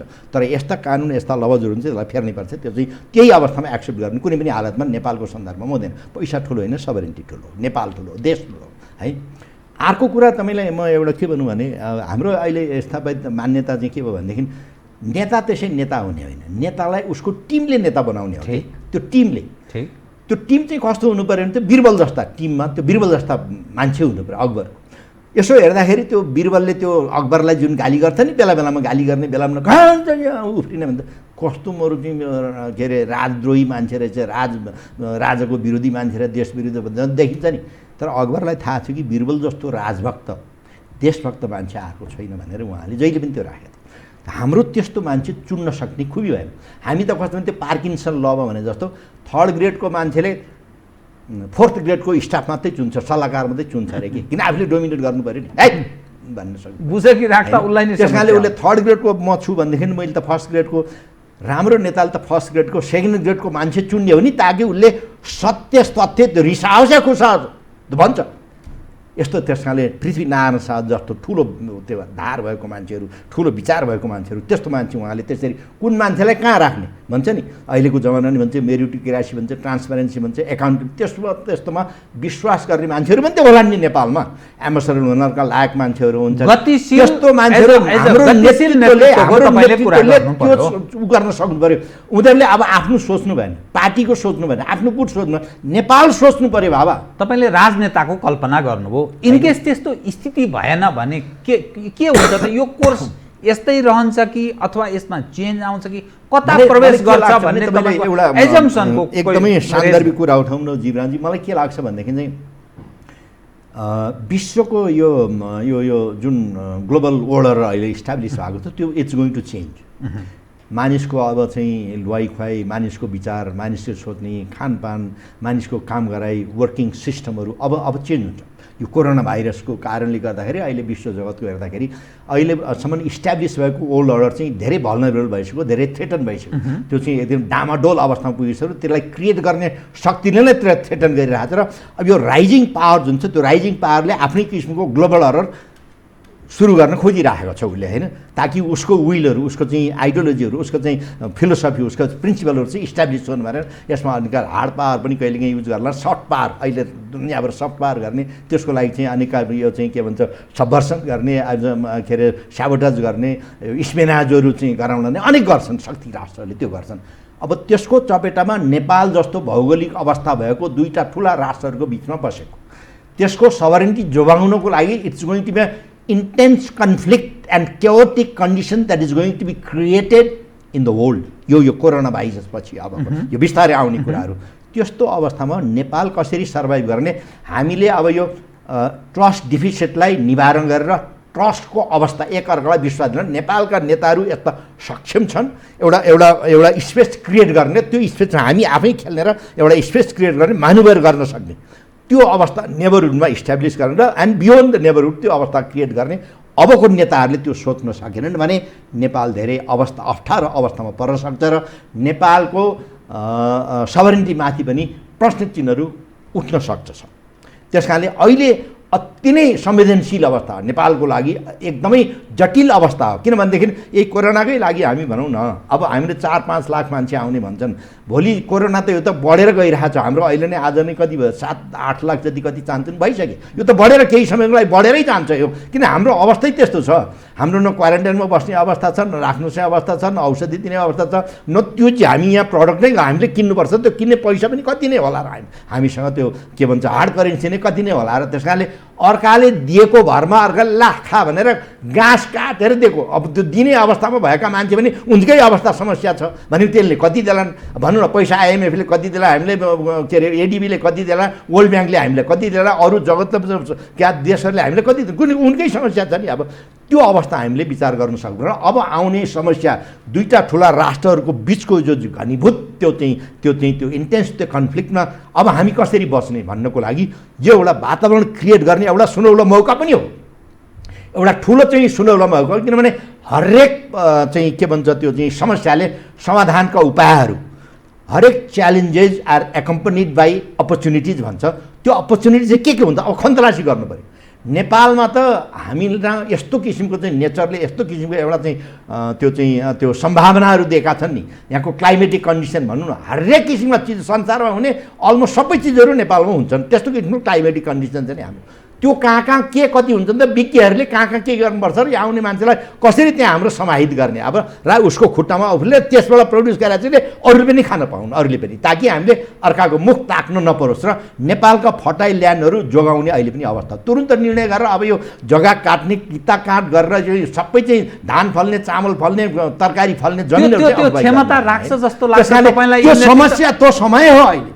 त्यो अपर्च्युनिटी भनेको राख्नुपर्छ र मैले चाहिँ पेल्नु राखेन भने डुब्छ। कति समयसम्म कुरा सकिन्छ राख्छ भनेर? हैन, अब अहिले के आधा मिनेटमा आजको अब हामीले कति पर्खिने भयो? म यसै तोकेर बस्ने चाहिँ म के भन्छ उ त होइन, के भन्छ त्यो ज्योतिषी होइन, म ज्योतिषी म नारद पनि होइन, तर मलाई के लाग्छ भने यो चाहिँ एउटा चाहिँ यो इट्स अ डिफाइनिङ मोमेन्ट भन्छ। It's a defining moment, it's a timeline now, it's a water सेडको अवस्था हो। हस् जज साहब, कार्यक्रममा आइदिनु बहुत धन्यवाद। धेरै धेरै धन्यवाद जीवरामजी, धेरै धन्यवाद। आदरणीय दर्शकवृन्द, उहाँ हुनुहुन्थ्यो रुखमाङ्गत कटवाल, पूर्व प्रधान सेनापति नेपाली सेना। समसामयिक विषयमा गरिएको कुराकानी लगायत मेरो सम्पूर्ण युनिटलाई कार्यक्रमबाट बिदा दिनुहोस्। तर यो हो टेलिभिजन, हेर्दै रहनुहोला। नमस्कार।